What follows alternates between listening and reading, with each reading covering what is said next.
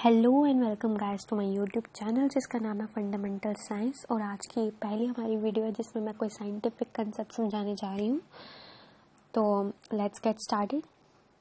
आगे बढ़ने से पहले मेरी एक छोटी सी रिक्वेस्ट है कि आप मेरी इस वीडियो को लाइक कीजिए, शेयर कीजिए और चैनल को सब्सक्राइब कीजिए। Thank you so much. So हमारी वीडियो का टाइटल है इस टाइम ट्रैवल पॉसिबल। हम इसके सारे पहलुओं को समझेंगे, लेकिन उससे पहले हम छोटी छोटी जो बेसिक्स जो हमें पता होने चाहिए वो हम पहले समझ लेते हैं। तो हाँ, सबसे पहले हिस्ट्री के जो सबसे दो मशहूर नामी साइंटिस्ट हैं जिनका नाम है न्यूटन, हमारे न्यूटन भाई साहब, और एक आइंस्टाइन भाई साहब। तो ये दोनों हमारे इतिहास के बहुत जाने माने साइंटिस्ट हैं। हालांकि और भी बहुत साइंटिस्ट हैं, लेकिन इनका काम ही हमें इस बारे में बताएगा कि क्या टाइम ट्रैवल पॉसिबल है या नहीं है। तो इन दोनों ने बड़े इम्पॉर्टेंट कंसेप्ट दिए हैं जिन्होंने हमारी साइंटिफिक अंडरस्टैंडिंग को बहुत ही इन्वॉल्व किया है। सबसे पहले न्यूटन ने जो हमें एक कंसेप्ट दिया था उसको हम बोलते हैं क्लासिकल मैकेनिक्स के नाम से जानते हैं। और आइंस्टाइन ने जो हमें कंसेप्ट दिया था वो हम क्वांटम मैकेनिक्स के से जानते हैं। और ये दोनों एक बहुत ही इम्पॉर्टेंट कंसेप्ट हैं, हमें ऑलरेडी पता है। अब ये दोनों टाइम ट्रेवल के साथ कैसे लिंक्ड है वो हम समझते हैं। सबसे पहले जो न्यूटन का जो क्लासिकल मैकेनिक्स का कंसेप्ट था वो हमें क्या बताता था, वो हमारे आउटर वर्ल्ड पे अप्लाई होता था। और ये इसके जो लॉज थे, जैसे फर्स्ट जो तीनों लॉज हैं, लॉज ऑफ मोशन हैं जितने भी हैं, हम सबको पता है 3 लॉज ऑफ मोशन है न्यूटन के, और साथ में ग्रेविटेशनल लॉ जो भी है। सो न्यूटन के जो क्लासिकल मैकेनिक्स है वो हमें आउटर वर्ल्ड की पूरी नॉलेज पे प्रोवाइड करती है। और इसी की वजह से आज पॉसिबल है कि इतने सारे स्पेस मिशंस जो हैं वो पॉसिबल हो पा रहे हैं न्यूटन के क्लासिकल मैकेनिक्स की वजह से। एज ये एक बेसिक फाउंडेशन था जिसने पूरी की पूरी साइंटिफिक स्पेसशिप्स वगैरह जो भी है एवोल्यूशन, जो साइंटिफिक एवोल्यूशन आया है ये उसी की वजह से पॉसिबल हो पाया है। लेकिन ये क्लासिकल मैकेनिक्स और क्वांटम मैकेनिक्स में बहुत बड़ा डिफरेंस ये है कि जो क्लासिकल मैकेनिक्स है वो हमारे आउटर वर्ल्ड में अप्लाई होती है। जैसे हम कि उसके जो लॉज हैं वो सबके लिए यूनिवर्सल लॉज हम उनको बोलते हैं। वो एक गाड़ी के लिए भी अप्लाई होगा, वो एक इंसान के लिए भी अप्लाई होगा, वो एक प्लैनेट के लिए भी अप्लाई होगा, वो हमारे पूरे सोलर सिस्टम के लिए, हमारे पूरे यूनिवर्स पर अप्लाई होंगे। इसलिए हम उन्हें यूनिवर्सल लॉज बोलते हैं। जबकि जो क्वांटम मैकेनिक्स की जब हम बात करते हैं, आइंस्टाइन के क्वांटम मैकेनिक्स की, वहाँ हम किसी वर्ल्ड या फिर किसी यूनिवर्सल चीज़ या प्लानिटरी चीज़ों के बारे में बात नहीं कर रहे होते। वहाँ उन सब का बेसिक फाउंडेशन, जैसे जो भी प्लानिटरी सिस्टम है, हम ह्यूमंस हैं, जो भी गाड़ियाँ हैं, जो भी जितना भी सारा मैटर है, उन सब का बेसिक फाउंडेशन क्या होता है? एटम्स और मॉलिक्यूल, सेल्स। यही हमने पढ़ा है साइंस में। और जिनकी 11th-12th में साइंस नहीं भी थी उनको भी ये सब पता ही होगा कि एटम्स, मॉलिक्यूल्स, ये सब जो है ये हमारा बेसिक फाउंडेशन होता है। तो जब हम मॉलिक्यूलर लेवल, एटॉमिक लेवल पे चले जाते हैं, जहाँ हमें न्यूट्रॉन्स, प्रोटॉन्स वगैरह, इलेक्ट्रॉन्स वगैरह हमें मिलते हैं, उस बेसिक लेवल की हम जब स्टडी करते हैं वो क्वांटम मैकेनिक्स कहलाता है। और यहाँ क्लासिकल मैकेनिक्स के कोई भी लॉज जो है, कोई भी कंसेप्ट जो है वैलिड नहीं होता। यहाँ क्वांटम मैकेनिक्स के अपने लॉ, अपने कंसेप्ट चलते हैं जो कि क्लासिकल मैकेनिक्स से टोटली डिफरेंट है। जैसे क्लासिकल मैकेनिक्स हमें क्या सिखाता है, न्यूटन ने हमें क्या बताया था कि जो मोशन है, जैसे हमारा एक लॉ ऑफ मोशन है जिसके according the body at rest will remain at rest and the body in motion will remain in motion unless उसके ऊपर कोई एक्सटर्नल फोर्स जो है वो अप्लाई नहीं होता। कि अगर ये बॉल है, ये मूव कर रही है तो ये मूव करती रहेगी। और ये जब तक कि इसके ऊपर कोई बाहरी एक्सटर्नल फोर्स क्यों नहीं, जब तक कि कोई एक्सटर्नल फोर्स नहीं लगता इसके ऊपर। अब आप सोचोगे कि जो हम बॉल फेंकते हैं, जब हम क्रिकेट वगैरह खेलते हैं या फिर फुटबॉल खेलते हैं, तो जब हम बॉल थ्रो करते हैं वो तो अपने आप रुक जाती है, तो वो मूविंग बॉडी तो मोशन में रहती नहीं। न्यूटन ने तो ये बोला था ना, the body at rest will remain at rest and the body in motion will remain in motion. तो ये बॉडी जो बॉल वाली, फुटबॉल वाली जो बॉल थी, ये मोशन में थी, ये अपने आप कैसे रुक गई? हमने तो कोई फोर्स लगाया नहीं इसको रोकने के लिए। मतलब कि जो अपने आप बॉल जाती है और अपने आप थोड़ी देर में रुक जाती है, वो इसलिए रुकती है क्योंकि एक चीज़ होती है, उसको हम कहते हैं फ्रिक्शन। फ्रिक्शन हमें पता है कि सभी बॉडीज़ पे, मतलब कि कुछ भी हो, कोई भी बॉडी हो, उसकी अपोजिट में हमें एक कोई भी रफ सरफेस हो जो 100% स्मूथ सरफेस कोई हो ही नहीं सकता। It is practically impossible, it is an ideal situation only. तो जब ये हमारे पास, मतलब कि 100% स्मूथ चीज़ें तो होती नहीं है, सारी रफ सरफेसेस पे ये फोर्स, अपोजिंग फोर्स अप्लाई होता है, उसको बोलते हैं फ्रिक्शन। जैसे हम चलते हैं, जब हम चल रहे होते हैं तो हमें आगे से एक अपोज करने वाला फोर्स होता है, लेकिन हम उस फोर्स को ओवरकम कर जाते हैं। क्यों? जब भी हम चल रहे होते हैं, हमारे इस तरफ से एक फोर्स अप्लाई हो रहा होता है, तभी तो जब हम चलते हैं उसमें एनर्जी लगती है। अगर यहाँ से कोई फोर्स आने वाला नहीं होता तो हमारे चलने में एनर्जी क्यों वेस्ट होती है? क्योंकि हम उस फोर्स को चल के अपोज कर रहे हैं, उससे ज़्यादा हमें फोर्स लगाना पड़ रहा है, तभी हम चल पा रहे हैं, और उसके लिए एनर्जी जो है वो वेस्ट होती है। एनर्जी यूज़ हो रही है इस फोर्स को ओवरकम करने के लिए हमारे चलने से। इसलिए चलने से कहते हैं ना, कैलोरीज बर्न होती है, एनर्जी बर्न होती है, इसीलिए क्योंकि हमारे ऊपर एक फ्रिक्शन अप्लाई हो रहा होता है। वैसे ही जब हम खड़े होते हैं तो हम, मतलब कि जब हम, मान लो हम बैठे हुए हैं यहाँ पर ज़मीन पे और बैठते हैं, बैठ के अचानक से हम उठने का हमारा मन किया, तो ऊपर से जो एटमॉस्फेरिक प्रेशर होता है, जो एटमॉस्फेयर है, जैसे हमारे पूरा एटमॉस्फेयर होता है, उसका एक अपना एक प्रेशर होता है। एटमॉस्फेयर पूरी हमारी धरती पे एक प्रेशर लगाया हुआ होता है। तो जब हम बैठे होते हैं, कोई भी इंसान जो बैठा हुआ है, जब वो उठने का प्रयास करता है, तभी हम देखते हैं कि जब हम उठते हैं तो हमें थोड़ी एक्स्ट्रा फोर्स लगानी पड़ती है। जबकि जब हम बैठ रहे होते हैं तब हम थोड़ी आसानी से बैठ जाते हैं। जैसे ढलान में चलना हो तो कितनी आसानी से हमें चला जाता है, लेकिन वही चढ़ाई चढ़नी हो तब कितना मुश्किल हो जाता है, क्योंकि चढ़ाई में हमें फ्रिक्शन का तो सामना करना ही पड़ रहा है, लेकिन हमें एटमॉस्फेरिक प्रेशर का भी सामना करना पड़ रहा है। लेकिन जबकि ढलान में हमें सिर्फ और सिर्फ फ्रिक्शन का ही सामना करना पड़ रहा है, और साथ में थोड़ी एक्स्ट्रा काइनेटिक एनर्जी हमारे पास एक्स्ट्रा आ जाती है। वो भी हमारी एनर्जी ऐड ऑन होती है, और जो अपोजिंग एनर्जी है वो कम हो जाती है। एटमॉस्फेरिक प्रेशर कम हो जाता है, वो भी हमारा हेल्प करता है। उल्टा काइनेटिक एनर्जी भी हमारी हेल्प करती है। काइनेटिक एनर्जी नहीं, हमें पोटेंशियल एनर्जी कह सकते हैं इसे, क्योंकि वो हमारा पोटेंशियल होता है। काइनेटिक एनर्जी तब तो पीक में होती है, लेकिन वो पोटेंशियल एनर्जी को हम कह सकते हैं। जब हम ढलान से चल रहे होते हैं तब हमारी पोटेंशियल एनर्जी हेल्प कर रही होती है, हमारा एटमॉस्फेरिक प्रेशर हेल्प कर रहा होता है, तभी जो फ्रिक्शन है वो थोड़ा वीक पड़ जाता है ढलान के समय फ्रिक्शन जो है थोड़ा वीक पड़ जाता है, इसलिए हमें ढलान में बड़ा मज़ा आता है। जबकि चढ़ाई के समय यही फोर्सेस जो है वो ज़्यादा हो जाती है, एटमॉस्फेरिक प्रेशर भी हो जाता है और फ्रिक्शन तो है ही है, वो भी हो जाती है। सो न्यूटन के, मतलब ये जो लॉ था कि body at rest will remain at rest, जैसे बॉल जो है वो रेस्ट पे ही रहेगी जब तक हम उसको धक्का नहीं दे देते, और जो मोशन वाली बॉल है वो मोशन में ही रहेगी। वो रेस्ट पे क्यों आती है? क्योंकि आगे से फ्रिक्शन हो रहा होता है।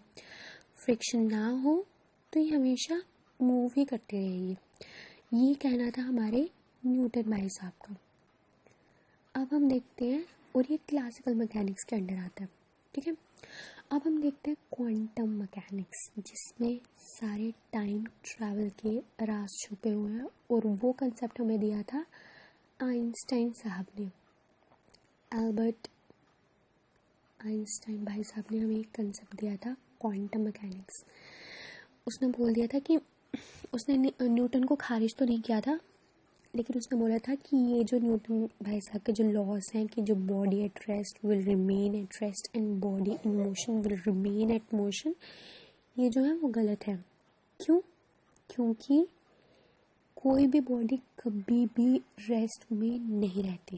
न्यूटन जी का ये कहना था कि कोई भी कुछ भी इस दुनिया में, यूनिवर्स में, ब्रह्मांड में कुछ भी है, कुछ भी रेस्ट में नहीं है। रेस्ट में कोई एक भी चीज़ नहीं है। और ये बात उन्होंने प्रूव करके बताई। अब आप सोचोगे ऐसा कैसे हो सकता है, मतलब कि जिसने 11th और 12th में साइंस नहीं ली थी तो उसको थोड़ा मतलब फिजिक्स का थोड़ा कॉन्सेप्ट थोड़ा भूल गए होंगे ना, तो उनके लिए भी मतलब मैं ऐसी वीडियो बना रही हूँ ताकि उनको भी समझ में आ जाए। तो अब आप बोलेंगे कि ऐसे कैसे हो सकता है कि सारी बॉडीज मोशन में, ऐसा हो ही नहीं सकता, दिस इज प्रैक्टिकली इम्पॉसिबल। मैं तो रेस्ट में बैठा हूँ, अभी मैं भी गाड़ी चला रहा हूँ, मतलब कि मैं अभी, मान लीजिए आप किसी अभी बस पे सफ़र कर रहे हैं, आप बस पे सफ़र कर रहे हैं, आप बस पे बैठे बैठे मेरा ये वीडियो देख रहे हैं। ऐसा सपोज करते हैं आप ये बस पे बैठे बैठे मेरा वीडियो देख रहे हैं। आप बोल रहे हैं वीडियो में तो इसने बोल दिया कि कोई भी बॉडी रेस्ट पे हो ही नहीं सकती, मैं तो रेस्ट में बैठ के यहाँ वीडियो देख रहा हूँ, मैं तो मूव कर नहीं रहा। लेकिन भैया आपकी जो बस है वो मूव कर रही है, तो हम मतलब कि देखिए, आप रेस्ट में हैं लेकिन बस के बाकी लोगों के रिस्पेक्टिव में आप रेस्ट में हैं। लेकिन अगर आप एक यहाँ पेड़ गुजर रहा है, मान लो पेड़ से आपकी गाड़ी गुजरी है, तो पेड़ के रिस्पेक्टिव में आप रेस्ट पे नहीं है। पेड़ मान लीजिए अगर पेड़ में इस पेड़ में जान होती, पेड़ में कॉन्शियसनेस होता, मान लीजिए पेड़ नहीं है, यहाँ पर कोई एक आदमी है वो रेस्ट पे है, तो वो आपकी गाड़ी को देख रहा है, वो आपको मूव करता हुआ ही देखेगा। वो ये नहीं बोलेगा कि आप रेस्ट पे हो। आप रेस्ट पे हो अंदर वालों के हिसाब से, लेकिन आप इस बच्चे के हिसाब से रेस्ट पे नहीं हो, वो उस बच्चे के हिसाब से आप मूव कर रहे हो। तो न्यूटन भाई साहब का यही कहना था कि कोई भी मतलब कि मोशन जो है, देखिए सॉरी न्यूटन का नहीं, आइंस्टाइन का। न्यूटन का कहना था कि जो मोशन है वो एब्सोल्यूट होती है। यहाँ तो बॉडी रेस्ट पे है तो रेस्ट पे ही रहेगी, मूव कर रही है तो मूव ही करेगी, मतलब वो फ्रिक्शन को अगर आप बुला दें तो। न्यूटन का कहने का मतलब, न्यूटन कह रहा था कि मोशन जो है वो एब्सोल्यूट होती है, रेस्ट वाली बॉडी रेस्ट में ही होगी हमेशा 100%, और मोशन वाली बॉडी मोशन में ही होगी हमेशा 100%, कोई दो राय नहीं है इसमें। लेकिन आइंस्टाइन कहते हैं कि मोशन जो है वो एब्सोल्यूट नहीं है, वो है रिलेटिव।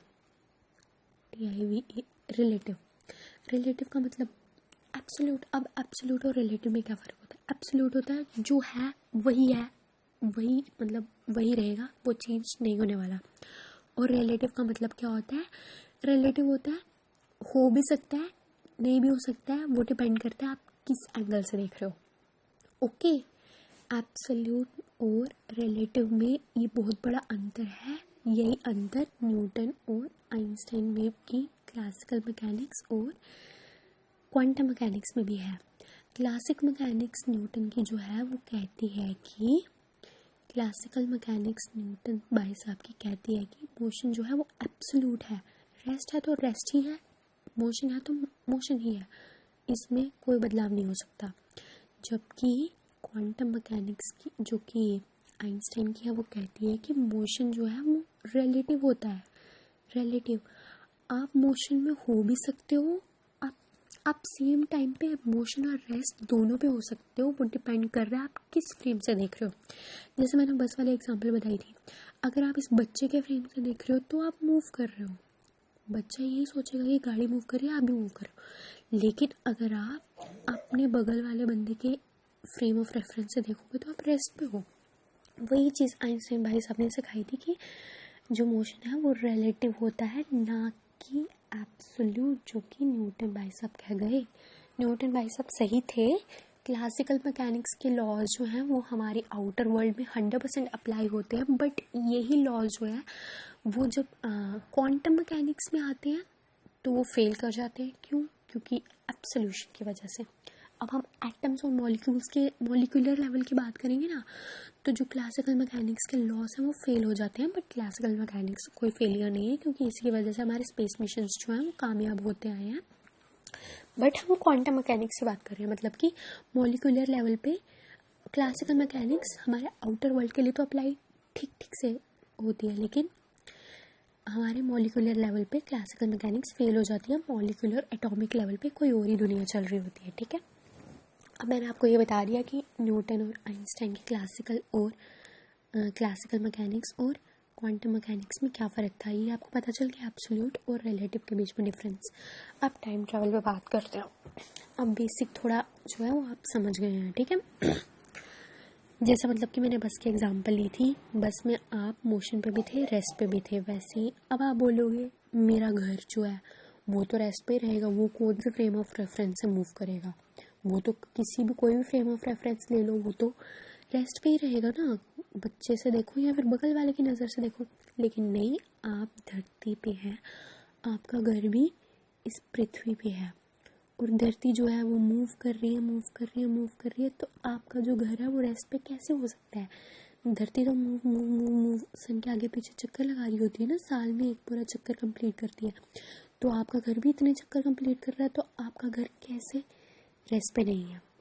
अब आप बोलेंगे चलो ठीक है, फिर यूनिवर्सल लेवल पे बात करते हैं। नहीं बेटा, यूनिवर्सल लेवल पे भी बात नहीं कर सकते, क्योंकि तब भी हम रेस्ट पे नहीं होते, क्योंकि हमारा जो यूनिवर्स है ये साइंटिफिकली प्रूवन है कि हमारा यूनिवर्स कॉन्टीन्यूसली एक्सपैंड कर रहा है, ये रेस्ट पे नहीं है। हमारा यूनिवर्स जो है वो एक्सपैंड करे जा रहा है, ये बढ़ रहा है, बढ़ ही रहा है। तो जब जो चीज़ एक्सपैंड कर रही होती है वो रेस्ट पे तो हो ही नहीं सकती। तो किसी भी फ्रेम ऑफ रेफरेंस से ले लो, हम कभी भी रेस्ट पे नहीं हो सकते। हम रेस्ट पे भी हैं और मोशन में भी हैं, ये डिपेंड करता है हम किस नज़रिए से देख रहे हैं हम। तो अब टाइम ट्रैवल की बात करते हैं। टाइम ट्रैवल में क्या होता है, देखिए, अब जब इसने रिलेटिव मोशन समझा दी न्यूटन ने, अब टाइम ट्रैवल में क्या होगा, देखिए, अब जब हमें पता है कि मोशन जो है वो रिलेटिव है, तो स्पीड्स में भी फ़र्क आएगा, है ना।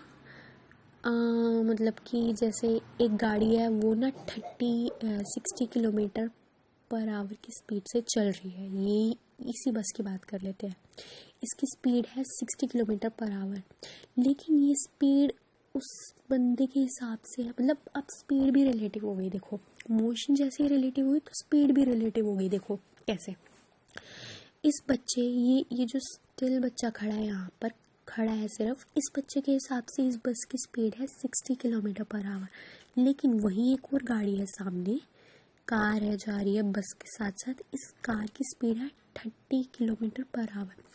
मतलब ये कार चल रही है 30 किलोमीटर पर आवर की स्पीड से और ये बस चल रही है 60 किलोमीटर पर आवर की स्पीड से। अब इस बच्चे के हिसाब से तो ये बस की स्पीड है 60 किलोमीटर पर आवर, लेकिन इस कार के हिसाब से क्या स्पीड है इसकी, बताइए, कुछ सोचिए और फिर सोचिए कि स्पीड भी रिलेटिव हुई या नहीं हुई। अब देखिए, कार के हिसाब से इसकी स्पीड 60 किलोमीटर नहीं है, क्योंकि कार की खुद की स्पीड भी है 30 किलोमीटर। तो 30-60 से जब हम माइनस कर देंगे, कार के हिसाब से कार वाला बंदा यही सोच रहा है कि जो गाड़ी है वो मेरे से 30 किलोमीटर ज़्यादा स्पीड पे चल रही है, मतलब कि ये बस है यहाँ और ये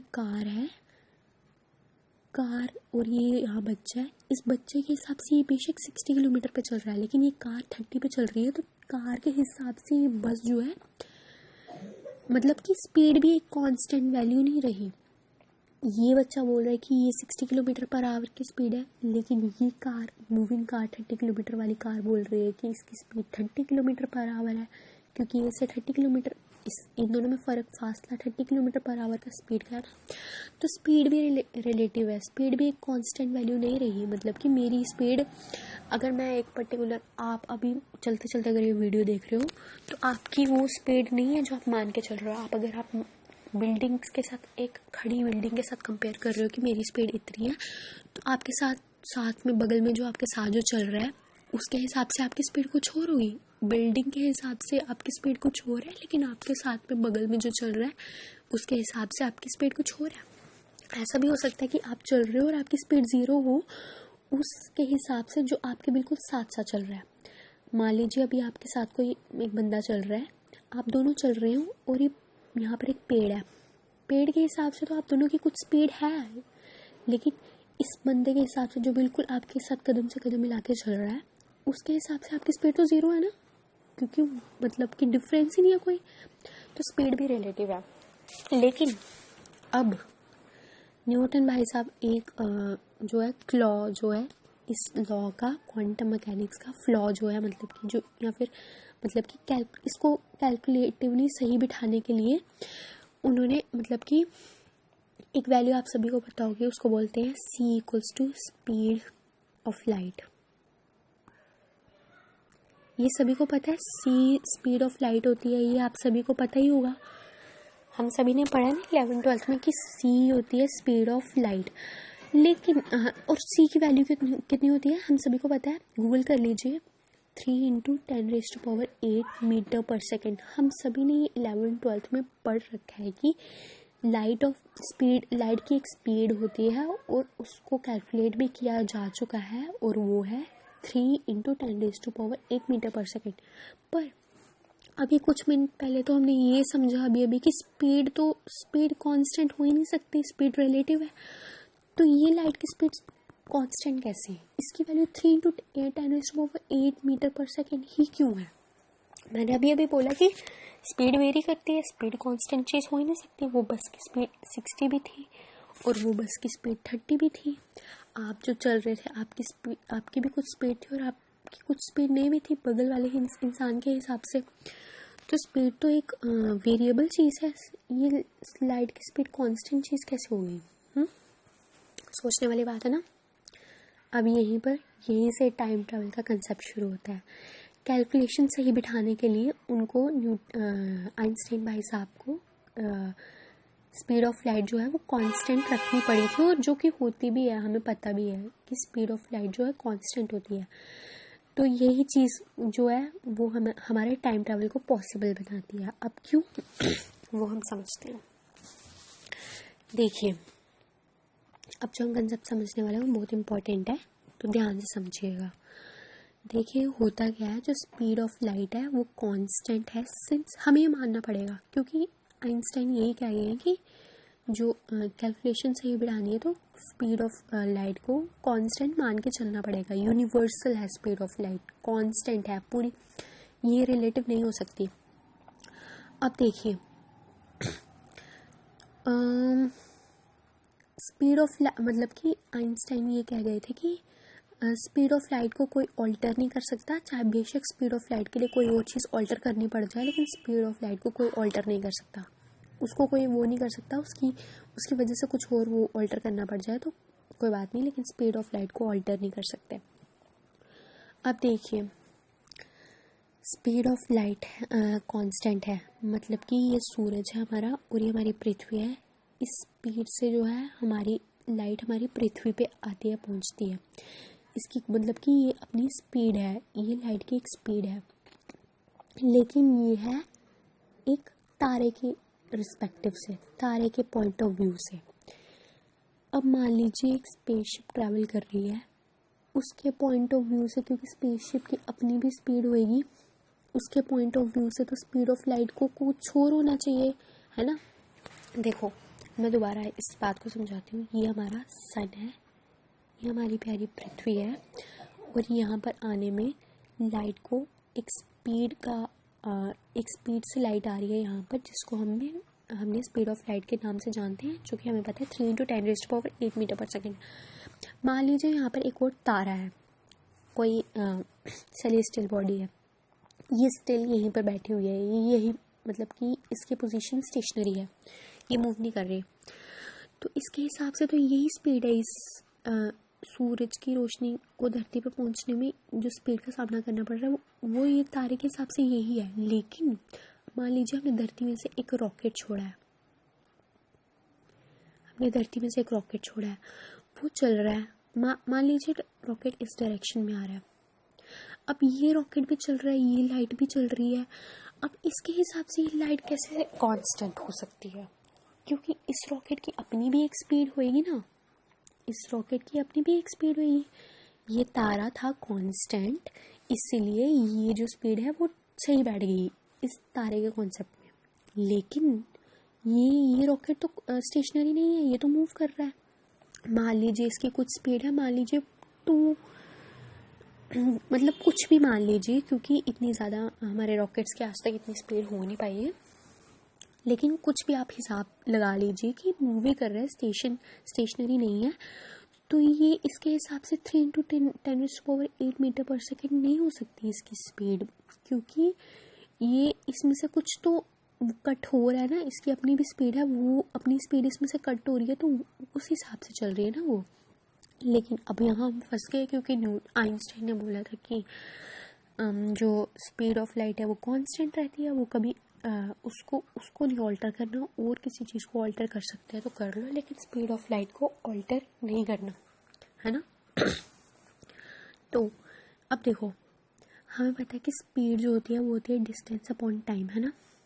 अब स्पीड ऑफ लाइट के हिसाब से, स्पीड ऑफ लाइट c को बोलते हैं, वो हो गई distance between sun and earth, और टाइम जितना मतलब कि लगता है उसको यहाँ पहुँचने में।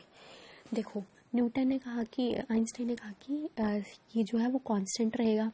डिस्टेंस हमें पता है, डिस्टेंस भी कांस्टेंट रहती है, धरती और सूरज के बीच में एक पर्टिकुलर डिस्टेंस है वो वही रहती है, वो तो कांस्टेंट रहती है। मतलब अगर हम एक मंथ की बात कर रहे हो, पूरा ईयर ना कंसिडर करें, एक दिन की बात करें, तो डिस्टेंस तो सेम रहती है ना। तो स्पीड को हमने ऑल्टर नहीं करना, डिस्टेंस सेम है, तो अब हम क्या चीज़ को ऑल्टर करेंगे। मतलब वहाँ हमने देखा कि स्पीड जो है वो वेरी हो रही थी, लेकिन हमने स्पीड को वेरी करना ही नहीं, डिस्टेंस भी कांस्टेंट है, तो अब हम क्या चीज़ कैलकुलेशन सही बिठाने के लिए हम क्या चीज़ को ऑल्टर करेंगे। यहाँ पर कंसेप्ट आता है टाइम का, जिसमें हमारा ध्यान जाता नहीं। देखिए, जब यही यहाँ कंसेप्ट आ जाता है कि जब हम मतलब कि स्पीड ऑफ लाइट की जितनी स्पीड से जब हम चल रहे हों, क्योंकि अब जो रॉकेट जो है ना वो, और ये आपको पता है, ये साइंटिफिकली प्रूवन भी है कि जब रॉकेट्स आते हैं तो उनका जो है वो टाइम डिले, मतलब कि टाइम जो है वो स्लो हो जाता है, टाइम अपने आप से स्लो हो जाता है स्पीड ऑफ लाइट को कांस्टेंट बनाए रखने के लिए। यहीं पर कंसेप्ट आता है टाइम ट्रैवल का। हमारा टाइम ट्रैवल पास्ट, हम पास्ट में तो टाइम ट्रैवल नहीं कर सकते, लेकिन हम फ्यूचर में ज़रूर टाइम ट्रैवल कर सकते हैं, क्योंकि ये जो मतलब कि नासा या फिर इसरो के जब साइंटिस्ट जब ऊपर जाते हैं ना, मतलब कि रॉकेट्स वगैरह से कोई भी मार्स वगैरह पे जब भी जाते हैं, तो ये लोग फील करते हैं कि हमारा जो टाइम है वो धरती के टाइम से 2 या 3 सेकेंड भी मैंने बहुत ज़्यादा बोल दिया, 2 सेकेंड का भी, मतलब कि 1 सेकेंड का भी कोई 100th पार्ट जो है वो हम आगे आ गए हैं, मतलब कि टाइम हमारा स्लो हो गया, हम थोड़ा आगे आ गए। जब वो वापस आते हैं ना, मतलब कि मान लो मार्स का चक्कर आ गए, तो उनकी घड़ी और मतलब कि यहाँ इसकी घड़ी में 1 सेकेंड के 100वें पार्ट का डिफरेंस होता है, और वो आगे होते हैं, मतलब कि वो इतने सेकेंड से फ्यूचर में चले गए होते हैं। लेकिन ये, क्योंकि ये तो बिल्कुल नेग्लिजिबल है, इसलिए उनको फील होता नहीं है, लेकिन ये चीज़ होती है, इसलिए होती है। ये नेग्लिजिबल इसीलिए क्योंकि जो हमारी रॉकेट की स्पीड है वो लाइट की स्पीड के कंपैरिजन से बहुत कम होती है। स्पीड ऑफ लाइट इतनी ज़्यादा है, मीटर पर सेकेंड स्पीड ऑफ लाइट इतनी ज़्यादा, और उसके कंपैरिजन में जो रॉकेट की स्पीड होती है वो बहुत कम, मतलब कि चींटी से भी कम की चाल में चल रहा होता है रॉकेट। अगर मान लीजिए स्पीड ऑफ लाइट, मान लीजिए एक चीता है, चीते की जैसे चीता दौड़ता है, कितनी स्पीड में दौड़ता है, और हमारे रॉकेट की स्पीड मान लीजिए चींटी, वैसे है कंपैरिजन में। स्पीड ऑफ लाइट और रॉकेट की स्पीड को कंपेयर करना हो ना, तो चीते की, जब वो चीता दौड़ रहा होता है और जब एक चींटी चल रही होती है, उससे भी कम का, मतलब कि उससे भी ज़्यादा का फासला होता है दोनों की स्पीड में। इसलिए जो डिफरेंस आता है 1/100th ऑफ सेकेंड का डिफरेंस आता है सिर्फ। अगर हम ऐसे प्रैक्टिकली पॉसिबल कर लें कि हम ऐसा रॉकेट बना लें जो स्पीड ऑफ लाइट को टक्कर दे सके, हम इतना तेज़ रॉकेट बना ले कि मान लो वो स्पीड ऑफ लाइट का आधा हो, मान लो, तब कितना फ्यूचर में इंसान चला जाएगा, समझ रहे हो आप। मतलब अभी इतना ज़्यादा डिफरेंस है हमारी स्पीड्स में, एक स्पीड चीते की चाल में चल रही है और एक स्पीड बिल्कुल चींटी से भी कम, चींटी की भी आधे की आधी लगा लो वो चाल में चल रही है। दोनों में इतना ज़्यादा स्पीड का फासला है। चीता मान लो स्पीड ऑफ लाइट और एंट मान लो रॉकेट की स्पीड, दोनों की स्पीड में अभी इतना फासला है, तो भी मतलब कि हमें हमारे जो साइंटिस्ट हैं वो 1/100th फ्यूचर में चले जाते हैं। तो मान लो अगर हम चींटी को ऐसा कुछ मैजिक टॉनिक पिला दें कि वो भी चीते की रफ्तार से चलने लग पड़े, या चीते के आधी भी रफ्तार में चलने लग पड़े, तो ये कितना ज़्यादा फ्यूचर में चले जाएंगे। समझ रहे हो ना, समझ रहे हो? मतलब हम अगर अपने रॉकेट्स को ऐसा प्रैक्टिकली पॉसिबल बना ले कि वो इतनी सुपरसोनिक स्पीड में चले। सुपरसोनिक स्पीड यही होती है कि मतलब कि बहुत फास्ट स्पीड होती है, या फिर उससे भी ज़्यादा, मतलब कि स्पीड ऑफ लाइट के कंपैरिजन में उससे भी आधा क्या छोड़ो, 1/4 या 1/100 भी हम पॉसिबल कर लें। अभी इतना स्पीड में फासला है दोनों की, तो भी वो लोग फ्यूचर में 1/100th साइंटिस्ट लोग चले जाते हैं।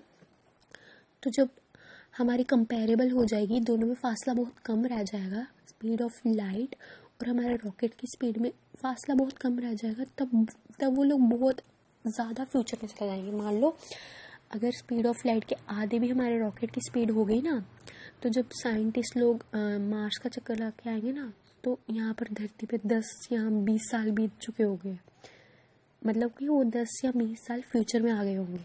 तो ऐसा पॉसिबल है, क्योंकि ये प्रैक्टिकली पॉसिबल है, ये प्रूवन है, ये थियोरेटिकल कंसेप्ट नहीं है। ये जो भी मतलब कि साइंटिस्ट जब नासा वगैरह वाले जाते हैं, तो उन्होंने ये एक्सपीरियंस किया हुआ कि हमारा टाइम डिले होता है, लेकिन वो इतना कम है क्योंकि हमारी स्पीड ही इतनी कम है, हमारे रॉकेट की स्पीड ही इतनी कम है। तो उसका मतलब कि कोई इफ़ेक्ट नहीं, वो नेग्लिजिबल ही हो जाता है at the end of the day. So thank you so much. मैं उम्मीद करती हूँ कि मैं आपको ये कंसेप्ट जो है वो समझा पाई होंगी। मुझे अच्छे से बनाना तो नहीं आया, बट अगर आपको ये कंसेप्ट समझ में आ गया तो मेरी वीडियो बनाने का मोटिव जो है वो पूरा हो गया। Thank you so much. मिलते हैं आपसे एक नई वीडियो में, तब तक के लिए गुड बाय, थैंक यू।